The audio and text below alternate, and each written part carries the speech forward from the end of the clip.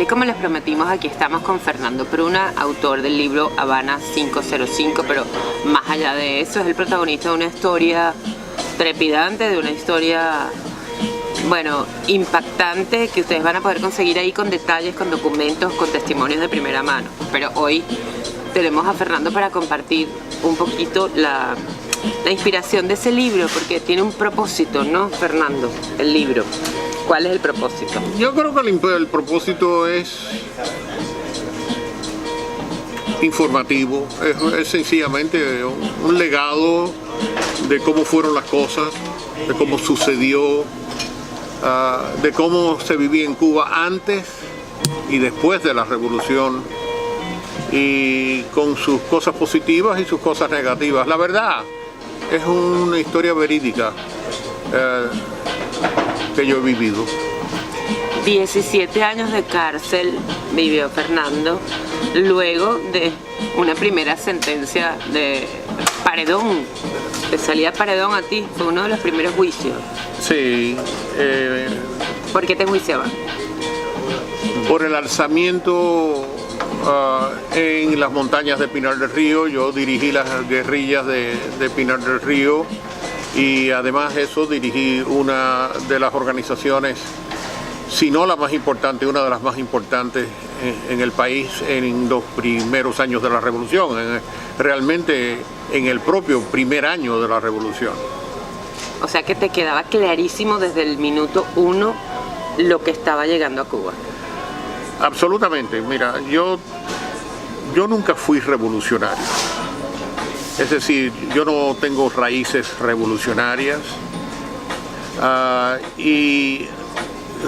porque yo mayormente estaba estudiando en los Estados Unidos, y cuando volví a Cuba, pues mi padre sí estaba muy relacionado con algunos miembros del gobierno de la etapa de Batista. Era abogado. Porque era abogado, era como hombre abogado, como defensor de derechos, como trabajos sobre todo civiles. Entonces nosotros nos sentábamos a conversar sobre el fenómeno de la Sierra Maestra, Fidel Castro, etcétera, y mi padre tenía amistades en los servicios de inteligencia de lo que era el gobierno de Batista, y ellos lo tenían muy claro. Ellos tenían absolutamente clasificados a Fidel Castro y a su hermano y al Che Guevara y otros más como miembros del comunismo internacional. Es decir, en el caso de Raúl Castro, una definición absoluta de visitar a la Unión Soviética, de visitar algunos de los países del bloque soviético para celebrar las juventudes comunistas, una serie de cosas. Che Guevara también completamente un definido comunista. Mira, Fernando, en Venezuela está pasando ahora una emigración que nunca imaginamos, ¿no? Siempre la gente joven, como te pasó a ti, se va a otros países, estudia y piensa en algún momento volver, y muchos se quedan. Tú la verdad que ya te habías sembrado bastante bien en Estados Unidos. ¿Qué te hizo volver? Y no solamente volver para las montañas y dar esa batalla y arriesgar la vida y todo. Bueno, vamos a estructurar el orden cronológico de los hechos. Vamos a hablar de que realmente yo volví a Cuba antes de que la revolución triunfara. Yo volví a Cuba como en el año 56 o 57, si mal no recuerdo. Y además, inclusive, yo realmente fui por inversiones de negocios en Cuba relacionados al turismo. Pero cuando yo vuelvo a Cuba, un poco antes del triunfo de la revolución, pues algunos de los asociados míos norteamericanos me invitaron a participar en la política cubana. Me dijeron: mira, Fernando, sería bonito, sería bueno que tú de alguna forma aspiraras a algún puesto público. Y bueno, me convencieron, y entonces yo me pude agenciar la postulación al Congreso Nacional de Cuba por la provincia de La Habana. Fui a las elecciones, que fueron el 3 de noviembre del 1958, y poco después cayó el gobierno de Batista, y cayó con toda lógica, porque Batista cometió la imprudencia, por no decir la estupidez, de no permitir que fuesen unas elecciones libres y honestas, donde hubiera salido presidente Carlos Márquez Sterling, que es el que se merecía haber sido presidente de la República, porque tenía los votos y era el que tenía que, pero lamentablemente las elecciones fueron arregladas de tal manera que salieron solamente los candidatos de Batista, y a pesar de que tanto mi padre como yo le advertimos a Batista, le advertimos al gobierno que eso sería la muerte de ellos, siguieron adelante y lo hicieron. ¿Cómo es la vida en una cárcel de Cuba durante 17 años? Indescriptible, es la palabra. Nadie se puede, bueno, primero de todo 17 años son muchos años. Y efectivamente yo pasé 17 años preso en Cuba. Pero en 17 años hay momentos mejores y hay momentos peores. Pero en Cuba no hay ningún momento que haya sido bueno. La alimentación es deplorable, casi cruel. El encierro es total. La falta de todo lo necesario para tener una vida a uno un poco decorosa es así, no existe nada positivo, y además una total desinformación, sin prensa, muchas veces sin poder hasta recibir libros de nuestros familiares porque todo era estrictamente censurado. Y no te estoy hablando de etapas como la terrible etapa del Plan Camilo Cienfuegos, donde se instituyó el trabajo forzado, y ese trabajo forzado fue tenebroso porque la crueldad de los guardias especializados que pusieron para cuidar ese trabajo forzado eran sanguinarios, y la tortura de golpes, de maltrato, de bayonetazos, de asesinatos, de muertes, de cortaduras de todo índole era al día. Tal era así que los presos se cundieron de pánico y algunos se automutilaban para lograr una justificación para no salir a trabajar, porque salir a trabajar era arriesgar tu vida. ¿Es posible pasar un día de tu vida hoy sin recordar eso? ¿Se puede? ¿Eso se logra? Siempre algún reflejo vuelve. Yo he tenido la suerte de salir, creo yo, con cierto grado de sanidad de todo ese proceso. No así muchos de mis compañeros, de mis hermanos de lucha, de los que estuvieron allí. Muchos perdieron la mente, algunos se suicidaron. No fue nada fácil, y esto inclusive lo descubro hoy después de tantos años que me encuentro con amigos míos de aquellos, de compañeros de prisión, de los que estuvieron en Isla de Pino y lugares así, y lo único que les gusta hablar es de eso, de las experiencias que tuvimos allí. ¿Qué piensas cuando ves hoy, Fernando, la situación de Venezuela? Yo veo la situación de Venezuela terriblemente mal, y además de eso la veo con profunda tristeza, porque un pueblo hermoso, un pueblo maravilloso, lleno de alegría, se va a convertir en un pueblo de sangre y de miseria y de todo, porque a Venezuela le ha caído la plaga. Estamos conscientes de que Cuba tiene en Venezuela un ejército de ocupación cubano, es decir, el Ministerio del Interior tiene una representación de miles de hombres en Venezuela con los puestos llaves. Tengo entendido que hasta la guardia del propio presidente Maduro es cubana. Es decir, que ellos no confían en nadie, pero los cubanos que hay allí sí son gente formada por la revolución, gente fiel a la revolución, y están dispuestas a jugar su vida, porque para eso los han preparado. ¿qué puede encontrar la gente, qué va a encontrar la gente en el libro en términos de documentos originales, fotografías, cosas que respaldan y que ilustran el relato que tú estás haciendo ahí?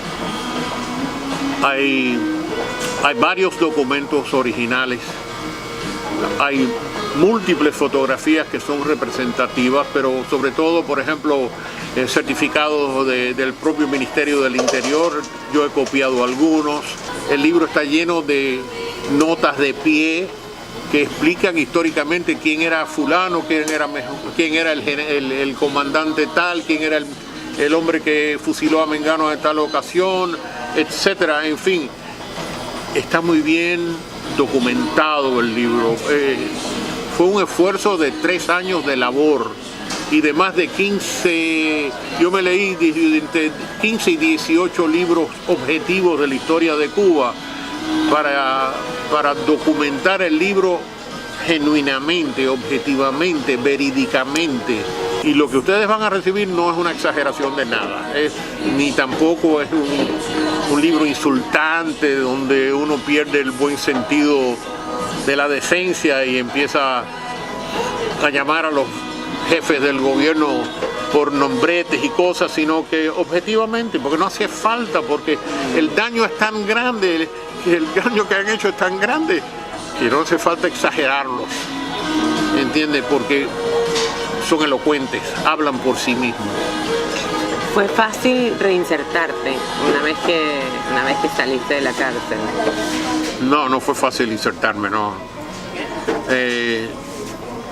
Cuando yo logro salir en libertad por primera vez fue después de la zafra del año 1970 y a los 2 años me volvieron a agarrar preso y me volvieron a meter preso. ¿Por qué? Bueno, supuestamente me acusaron de diversionismo ideológico porque yo logré en aquel momento trabajar como secretario del jefe de las oficinas de negocios de la República Árabe Unida. Me permitieron trabajar allí. Habían también otras personas, por ejemplo, como Magdalena Domínguez, que tenía a su esposo también preso político. En fin, que logré ese puesto, pero fue poco duradero. No llegó, creo que estaría allí 1 año, algo por el estilo, y me volvieron a meter preso. Cada vez que yo salía un tiempo me volvían a meter preso. ¿Y esa segunda vez que te volvieron a meter preso, cuánto tiempo estuviste? La primera vez 1 año solamente y me soltaron de nuevo. Y después a los 2 años me volvieron a agarrar preso. En total creo que estuve 4 o 5 veces preso.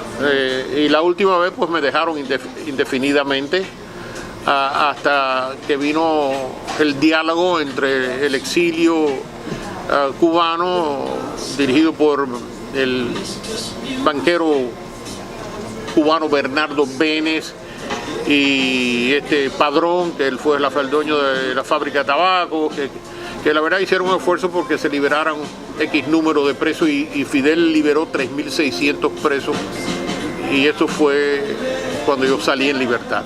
Me preguntó uno de los periodistas que me estaba entrevistando, me preguntó, bueno, y después de tantos años preso, Pruna, ¿cuál es su ideología? Y yo le dije, yo soy anticomunista, yo fui anticomunista y yo seguiré siendo anticomunista. De eso no hay ninguna variante.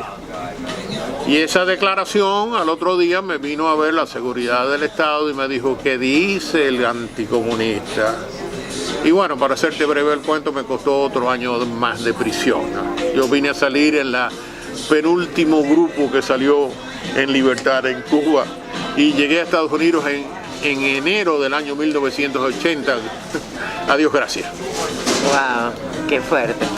¿Qué le dices, qué se te ocurre decirle a ti al pueblo venezolano hoy? Wow, ¿qué le puedo decir a los venezolanos? Es muy difícil hacer una recomendación. A los presos políticos. A los presos políticos, lo que, por supuesto, tengo que incitarlos a luchar en contra de lo que existe. Como puedan y dentro de lo que puedan, ¿entiendes? Tienen que resistir, ¿entiendes? Y mientras más amplia sea esta resistencia, pues más posibilidades hay de que esto cambie. Y más fuerza moral le puedes dar a lo mejor a los militares para que llegue a su conciencia la necesidad de dar un golpe o hacer algo por el estilo. Las masas mandan, ¿entienden? Si tú no logras una unidad, si tú no logras una definición de... Ahora esto conlleva sacrificio. Lamentablemente todos sabemos que normalmente cuando estas cosas suceden, lo que la gente hace es que se van. Se exilan. Y yo lo comprendo, es humano, ¿entiendes? La gente no le interesa meterse en un lío tan feroz, pero lamentablemente hay que meterse en un lío así de feroz, porque de lo contrario no van a tener patria nunca más. El libro está disponible en Amazon, la gente lo puede comprar, ¿verdad? Está disponible en Amazon en forma de libro impreso y en forma de libro digital. También está en digital, ok. Sí. Muy bien.